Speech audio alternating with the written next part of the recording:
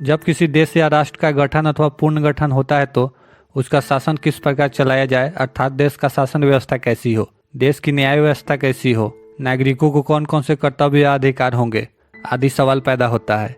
इन सभी व्यवस्थाओं को सुचारू रूप से चलाने के लिए यहाँ के नागरिकों को ध्यान में रख करके नियम और कानून बनाई जाती है।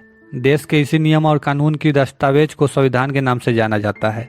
संविधान देश का सर्वोच्च कानून है। संविधान के द्वारा मूल शक्ति वहाँ के जनता में निहित की जाती है, जो समाज के आखिरी तबके पर खड़े व्यक्ति को भी यह अधिकार देता है उसके साथ हर क्षेत्र में समानता का बर्ताव हो।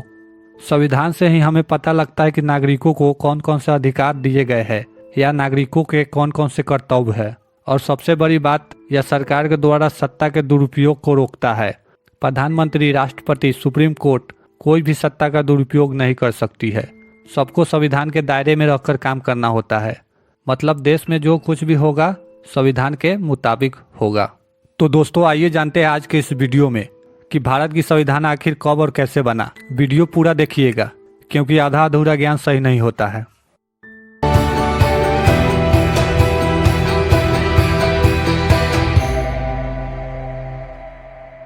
जब देश आज़ाद हुआ उस समय हमारा अपना कोई कानून नहीं था।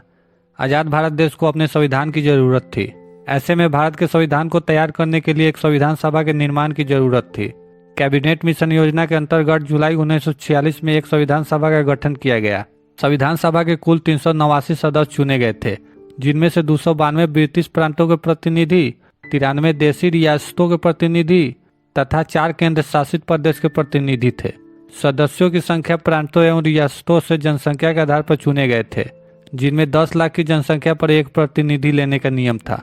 संविधान सभा के कुल सदस्यों को संप्रदाय के आधार पर 3 वर्गों समान, मुस्लिम और सिख में बांटा गया, जिनकी प्रथम बैठक 9 दिसंबर 1946 ईस्वी को नई दिल्ली स्थित काउंसिल चैम्बर के पुस्तकालय भवन में हुई। सभा के सबसे बुजुर्ग सदस्य डॉक्टर सच्चिदानंद सिन्हा को सभा का अस्थायी अध्यक्ष चुना गया। संविधान सभा की दूसरी बैठक 11 दिसंबर 1946 ईस्वी को हुई। इसमें डॉक्टर राजेंद्र प्रसाद को संविधान सभा का अस्थायी अध्यक्ष चुना गया। मुस्लिम लीग भारत का विभाजन चाहते थे, इसलिए मुस्लिम लीग ने बैठक का बहिष्कार किया और पाकिस्तान के लिए बिल्कुल अलग संविधान सभा की मांग शुरू कर दी। अगस्त सन 1947 भारतीय स्वतंत्रता अधिनियम लागू हुआ, जिसमें पूर्ण रूप से उल्लेख कर दिया गया था कि 15 अगस्त 1947 को भारत और पाकिस्तान दोनों स्वतंत्र राष्ट्र की स्थापना हो जाएगी।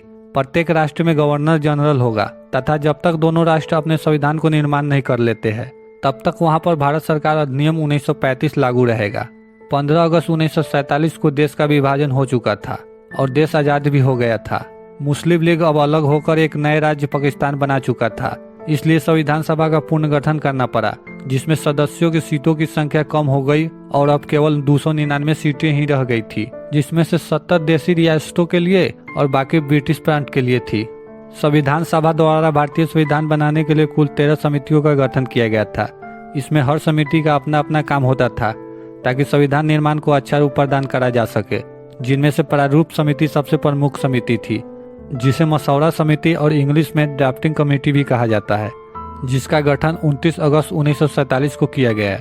प्रारूप समिति में कुल 7 सदस्य थे और इस समिति का अध्यक्ष बनाया गया डॉक्टर भीमराव अंबेडकर को, जिनको संविधान का प्रारूप तैयार करने का कार्य सौंपा गया था। संविधान बनाने वाली समितियों ने पूरी दुनिया के संविधानों को बारीकी से पढ़ा और फिर अपना संविधान तैयार किया। इन समितियों ने ठीक 2 साल 11 महीने और 18 दिनों का समय में कुल 114 दिन बैठक किए और संविधान तैयार करके संविधान सभा को 26 नवंबर 1949 को सौंप दिया। संविधान सभा की अंतिम बैठक 24 जनवरी 1950 को हुई, जिसमें संविधान सभा के कुल 284 सदस्यों ने संविधान पर हस्ताक्षर किए, जो 26 जनवरी 1950 से लागू हुआ और इसी के साथ भारत एक लोकतांत्रिक और गणतंत्र देश बन गया। संविधान निर्माण के पीछे मुख्य रूप से डॉक्टर राजेंद्र प्रसाद, जवाहरलाल नेहरू, सरदार वल्लभ भाई पटेल, मौलाना अब्दुल कलाम आजाद, आचार्य कृपलानी, टीटी कृष्णचारी एवं डॉक्टर भीमराव अंबेडकर इत्यादि लोग का मुख्य योगदान था। कुछ प्रमुख व्यक्तियों ने डॉक्टर भीमराव अंबेडकर को संविधान का पिता कहा है।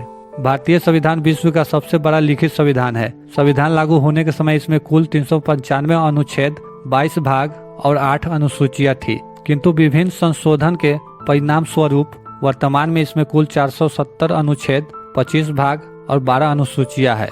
दोस्तों, उम्मीद करता हूं कि आपको यह वीडियो पसंद आया होगा। ऐसे ही वीडियो देखने के लिए चैनल को सब्सक्राइब कर ले। धन्यवाद।